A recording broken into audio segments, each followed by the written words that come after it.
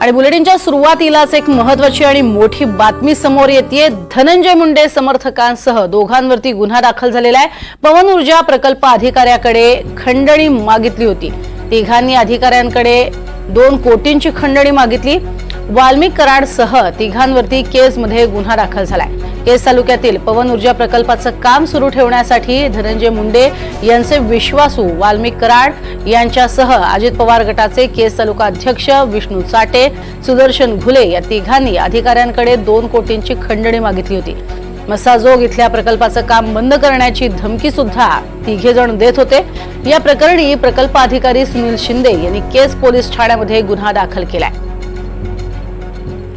तशी मोठी बातमी आपण बघतोय। धनंजय मुंडे समर्थकांसह दोघांवरती गुन्हा दाखल आहे। अधिक माहिती राहुल कुलकर्णी यांच्याकडून घेणार आहोत। राहुल, एकंदरीतच मसाजोगचं एक प्रकरण गाजत असतानाच आता दुसरं महत्त्वाचं प्रकरण समोर येतंय।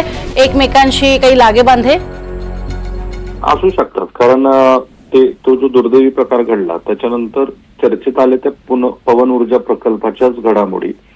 आणि आपल्याला हे विसरून चालणार नाही की धनंजय मुंडे यांचे इतके जवळचे वाल्मिक कराड आहेत की ते धनंजय मुंडे यांच्या प्रत्येक राजकीय गोष्टीचं नियोजन आणि त्याची पूर्ण अंमलबजावणी करत असतात। आणि धाराशिव असेल किंवा बीड असेल या 2 जिल्ह्यामध्ये मधल्या काळामध्ये पवन ऊर्जा प्रकल्पामध्ये खूप मोठ्या प्रमाणामध्ये गुंतवणूक झाली आहे।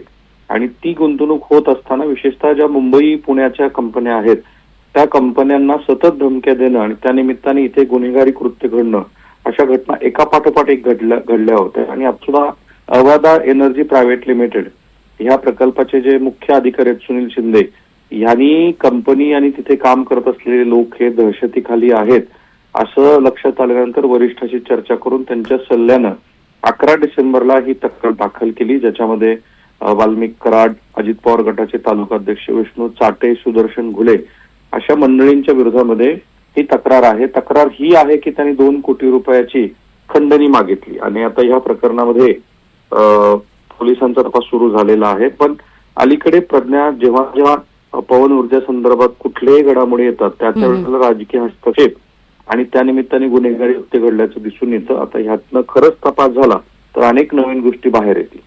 नक्कीच, आणि त्या बाहेर याव्यात अशीच अपेक्षा। तुर्तास धन्यवाद या संपूर्ण सविस्तर माहितीसाठी।